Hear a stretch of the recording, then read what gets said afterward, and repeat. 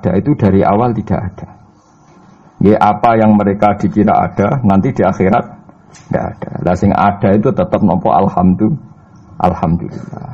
Makanya ketika nanti orang masuk surga gitu, da'wahum fiha subhanakallahumma wa tahiyyatuhum fiha salam wa akhiru da'wahum alhamdulillahi rabbil alamin.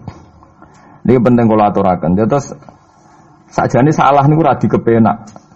Itu sebabnya kenapa orang yang kafir mulai cilik sampai tua ketika meh mati kok nglafadzna la ilaha illallah, satu kalimat ini akan menghapuskan kekafiran di masa lalu. Kenapa kok bisa hapus? Karena kekafiran yang masa lalu itu omong kosong semua. Ya toh mengatakan Isa Tuhan ya omong kosong, malaikat Tuhan ya omong kosong. Ini omong kosong semua. Barang itu kalau hakikatnya kosong hilang karena ada bukti memang enggak benar. Itu kan gampang untuk menghilang. Itu padha karo wong mending ngene. 3 miliar ambek 3 miliar. Iku padha karo 5 rupiah. Bariku gremeng meneh. 1 triliun mbek 1 triliun padha karo 500 rupiah. Omongan gremeng itu kan ya wong edan ngoten mawon kan. Berarti sak urip-uripe muni Isa pangeran ya edan. Muni liyane pangeran itu kan omongan ra penting semua. Meskipun disebut tuh miliar triliun tapi kan cara guru biji busak kan gampang globong ae wong ndak. Tapi malaikat bagian katabah, bagian nulis, itu ora wani ngobong la ilaha illallah ben kualat tapi yang pangerane. Makanya saya pastikan sekali sampean nglafadz la ilaha illallah itu benar, malaikat sing sentimen mbek sampean pun ndak bisa bakar itu. Kualat den. Paham ya maksudnya? Paham ya? Jadi jelas guys niki kenapa kalimat itu begitu dikjaya. Paham ya? Begitu dikjaya. Lah soal kita ngalami di zaman akhir. Orang lafadzkan kalimat itu dianggap bid'ah terus tukaran. Ya kita semua ngalim bingung kalimat itu salah apa dianggap napa bid'ah. Wong kalimat disifati thayyibah sing lafadzno dihukumi nglakoni bid'ah. Lah sing diarani bid'ah ya ora trimo pisan, malah gawe hadis palsu. Fadilail wiridani malah palsu hadis. Sajane cara padha warase wonten ora perlu debat bulet ngoten. Padha warase larnya kono nganggo kapasitas ulama, kita pakai kapasitas apa? Ulama, terus kita diskusi baik-baik. Di kula baleni malih nggih, kenapa kalimat thayyibah disebut kalimat baqiyah? Dalam istilah Quran wal baqiyatus sholihat. Baqiyah itu sesuatu sing abadi. As-sholihat itu sing layak, sing apik, sing selalu duwe eksistensi. Soleh maknane layak. Layak iku mergo wujud. Ya kalau baleni malah tak wari filsafat ilmu hakikat. Sing darani layak ku sitok mergo wujud. Nak barang ora wujud itu jenenge dilafadzno tapi mboten layak. Dadi barang ana sing dilafadzno tapi ora layak, ana sing ora usah dilafadzno tapi wis layak disebut sholihat. Saleh maknane apa? Layak atau punya eksistensi. Misalnya begini nggih, kula tak warai nggih ben sampeyan nang lafadzno la ilaha illallah niku benar. Ketika manusia itu menganggap yes umum maknanya menganggap itu sesuatu tidak ada tapi dianggap nopo ada, itu jenenge menganggap. Ketika manusia itu menganggap bahwa tidur itu penting, kalau orang tidak tidur itu maka dia akan lemah, kalau orang tidak makan itu dia akan mati. Sebetulnya semua ilmunya manusia itu menganggap, karena diulang-ulang oleh satu kejadian, kalau nak gak mangan itu lesu, nak gak turu itu lemes, terus dia menganggap kalau gak tidur itu orang mati, kalau gak makan itu orang mati. Itu ilmu yang dikatakan oleh para ahli hakikat hanya menganggap itu sah, karena anggapan manusia salah itu sah, keliru ya sah, benar ya sah, tapi ya hanya anggapan. Tapi dalam ilmunya Allah Ta'ala sing abadi, kehidupan itu tidak bersyarat makhluk itu harus makan, dan Allah bisa membuktikan itu lewat Allah menciptakan apa? Malaikat. Nah sehingga semua ilmu selain ilmu hakikat itu dalam bahasa ilmu hakikat disebut kita menganggap, kita merasa tahu. Bukan saya tahu, tapi saya merasa tahu. Nah, liyane kalimat la ilaha illallah itu semuanya begitu. Kita merasa tahu bahwa kira-kira begini, kita melihatnya begini. Tapi sing hakikat, sing gak bisa dibatalkan bahkan oleh malaikat sekalipun niku namung kalimat la ilaha illallah. Nane disebut kalimatul haqqin 'alaiha nahya wa 'alaiha namut wa 'alaiha nub'atsu insyaallah taala minal amin. Karena yang dikatakan hidup itu roh. Roh itu tidak butuh makan. Ketika jasad itu mati, hancur, itu rohnya kan masih hidup. Dia pindah di alam ulya sana. Roh itu hayat. Hayat itu dari kata roh. Roh itu maknanya hidup. Hayat maknanya hidup. Roh dan hayat ini satu sistem yang kita tidak tahu, yang tahu hanya Allah. Ini tidak butuh makan. Sing butuh makan, butuh utang, butuh bodoh niku jasad. Paham nggih? Roh ora tau utang, ora tau gadekne BPKB, paham nggih? Enggak melok-melok dia. Makanya ketika jasad kakean pola itu roh nyesal. Kok ngatasnamakan saya demi hidup sampai direwangi utang-utang wong, direwangi uripe bulet. Toh saya bisa hidup tanpa hutang. Lah iku manusa iku aneh.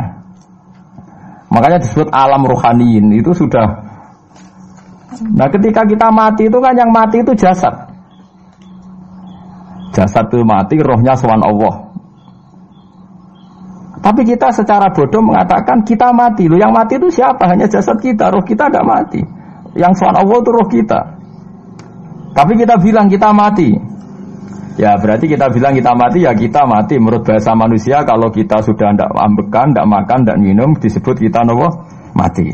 Tapi alhamdulillah kita ini mukmin, meskipun bahasakan kita mati terus bahasano mugi-mugi disepunten pangeran niki ruhe nembe sowan, mugi-mugi diwelas. Intine dekne ramuni mati. Paham nggih? Mulane malaikat ngrungokno pidatone kiai sing lepas jenazah yo bingung. Perkarane dilepas niki pun mati, mboten saged napa-napa, ra iso njuk sepuro jenengan, ra iso salat, monggo kita salati. Iki sedongakno sakniki ruhe sowan pangeran mugi-mugi selamat. Jare mati, jare sowan. Sowan kan artinya mlaku-mlaku sowan kan. Nah, tapi misalnya mbok bahasano nganggo ilmu sing ekstrim kados kula, nganggo ilmu kelas berat kan malah diguyungake bahwa jasad ini mati, ini tidak penting karena jasad rohnya masih hidup. Maka kita tidak perlu nyolati mayit karena tidak pernah ada mayit karena rohnya masih hidup. Wah, kan dianggap edan bareng kan. Makanya sebaiknya orang ilmu hakikat itu tidak perlu jadi kiai, semoga kayak kula jadi ulama tapi rasa jadi nopo. Ya, jadi kiai sampai anak sing ora paham detail-detailnya alam roh sampai alam nopo? Alam nopo? Jasad. Nah, itu keliru itu penting karena kalau tidak keliru itu ya itu tadi. Paham sih kalau maksudnya. Nah, itu disebut. Nah, kalau sama tanya, lalu roh itu gimana Gus? Ya nggak ada jawabannya. Wong Rasulullah saja yang orang paling pinter di dunia, orang paling tahu wa yasalunaka anir ruh kulir ruhu min amri rabbi. Roh itu urusannya pangeran. Makanya kalau sekarang sampean pertanyaannya gini. Waktu gale guyonane Siti Jenar. Siti Jenar ya ono pinter, ya ngawur tapi ono pinter. Dene iku ora tau salat. Sing salat ruhe jare. Dadi ora tau sujud, sing sujud jare ruhe. Nek darani wali songo iki goblok. Wali songo iki gobloke ra karuan jare Siti Jenar. Wong kon salat, bathuke nganti ngecap jare Siti Jenar. Lah nek sing ngecap bathuke sok ben fisik iku hancur, pas ketemu Allah seksine apa? Jare Siti Jenar ke jalan ketemu pintu. Kok jasad kita ini hancur. Misalnya kayak ngandalo bathuk ngecap, jasad ini kan hancur. Sing mbok sowan pangeran rohem. Roh iku wis kon sujud ae ora usah awam. Lan akhire nak wae salat terus meneng ae jare wis salat. Sing ada teng pintu-pintu niku. Nah sing mung syariat nerangno ora iso. Rata-rata kiai syariat kan ra pinter hakikat. Mau ngamuk ngono to murtad kowe. Nah ngamuk to. Hasil wong syariat kan apa? Ngamuk. Ngamuk ono stresan nerangno ngamuk. Ya akhirnya gak sambung kan. Akhirnya gak sambung. Saya pastikan ajaran Kak Siti Jenar itu sesat. Sesatnya adalah wali-wali yang alim, termasuk wali songo yang alim itu bilang begini. Ketika bathuk kita dikokon sujud ning pangeran, kita sujud itu sebetulnya bukti bahwa fisik kita itu tunduk sama perintah roh. Karena roh kita sujud, roh ini menyuruh fisik kita juga ikut sujud. Jangan jadikan fisik ini rivalnya roh. Itu kita gobloknya Siti Jenar. Kalau roh kamu sujud, fisik kamu tidak sujud, namanya rivalitas. Berarti kowe di jasa, di jisim, duwe wadak sing ora nurut terus. Berarti rivalitas. Lalu jasad kamu itu sing mimpin sapa kok gak nurut? Lah ini mulane sing rada-rada Sri Jenar tobat mulai detik ini Pak. Karena ya mboten tak jak mikir sampean paham ya. Jadi ini permainan ilmu kelas tinggi paham ya. Kayaknya gak tahu mikir toh. Lah diwarai kok ben kok alhamdulillah aku fase. Paham ya? Paham ya? Makanya andekan malaikat itu kok sujud ning Nabi Adam ketika Allah nyuruh, "Hei para malaikat, saya menciptakan manusia namanya Adam. Setelah jadi maka kamu sujudlah." Itu malaikat sujud. Sujudnya malaikat bukan karena nganggap Nabi Adam itu Tuhan atau makhluk yang istimewa, enggak, karena perintah Allah disuruh sujud. Malaikat enggak perlu tanya maknanya sujud ke Adam itu apa, enggak perlu, pokoknya karena Allah nyuruh ya sujud. Paham gitu? Setan pakai rasional, ngapain sujud Adam? Musuh bodoh-bodoh makhluk. Mulane ana aliran sing sesat malah darani malaikat sama iblis itu tauhidnya tinggi iblis. Karena malaikat diuji disuruh sujud sama Adam makhluk mau terjebak dia sama permainan Tuhan. Apa itu? Dari malaikat terjebak tes-tesane pangeran. Iblis luwih pinter perkara nek ra gelem sujud. Berarti dekne mau gelem sujudnya namun kalian Allah. Lha kok wong sesat kok. Wong kok nganggur nganti ngono maksudnya mikire kok ngono. Mulane sing do diutang dosa luwih apik timbang sing dipikiran ngene iki, paham ya? Paham ya? Jadi malaikat terjebak permainan Tuhan, dites gak lulus ya. Itu ngeri kalau nuruti alin-alin ngoten. Yang benar adalah setan itu dianggap keliru. Karena dia tidak punya otoritas pikiran. Dia ini ora wujud. Hakikatnya setan malaikat gak wujud. Wujudnya diwujudna Allah. Nah wujudnya diwujudna Allah. Apa wae sing dadi dawuh Allah kudu sami'na wa ata'na. Karena dia tidak bisa menjadi rival Tuhan. Makanya kalau kita diperintah Allah langsung lakoni. Gak usah gawe rivalitas. Mulai paribasane ke kon mangan wis wareng nek Allah ngutus mangan wis mangan ae.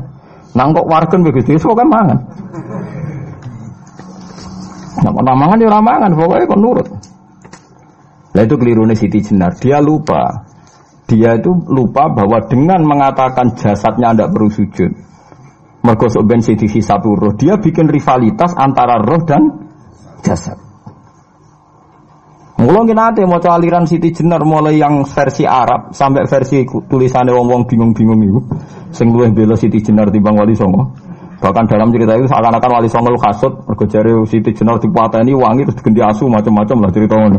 Mula nu peneliti ra kabeh, kula ra kaya Kiai Mustofa niku kaya apa ya ngono. Gak jelas roe tapi jelas dadi kiai ini ndekne. Enak ngoten niku. Dadi ya ana wong ilmune ra pati akeh tapi jelas dikiyaino. Kula ilmune akeh ra pati dikiyaino.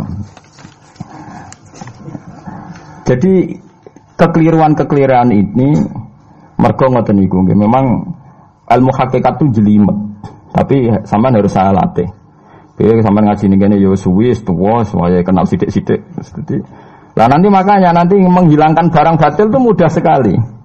Karena barang batil itu hakikatnya enggak ada. Mbok ana wong muni 1 miliar ditambah 1 triliun jumlah 5 rupiah, mbok sing disebut angka 1 miliar 1 triliun lafaz ini enggak ada.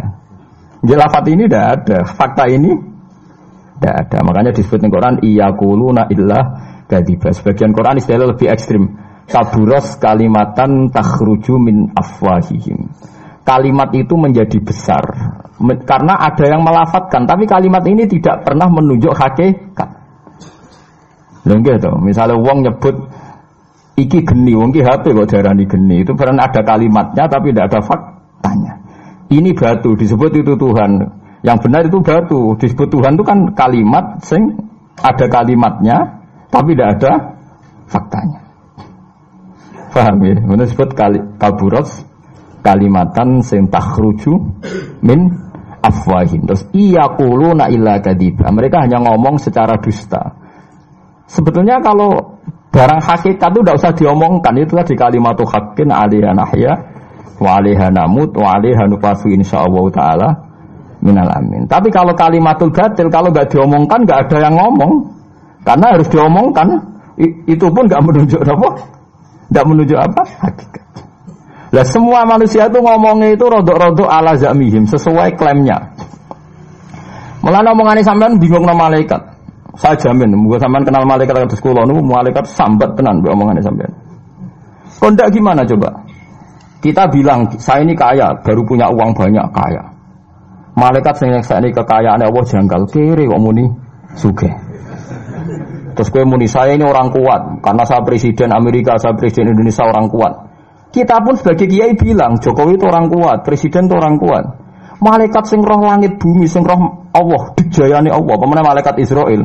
Mangkel sak boleh ana bahasa kuat tuh. Semane tak peletes ber kok iso muni kuat itu kuat apa nih? Jadi bahasa manusia itu membingungkan semua. Coba Anda jadi malaikat Israel, terus ana wong peteta-petete muni kuat. Kuat temen ning ndi tak pites setiap saat iku. Jadi bahasa manusia itu membingungkan semua. Makanya malaikat itu kuat yang uang ngomong gak jelas. Nah, makanya mereka enggak dianggap.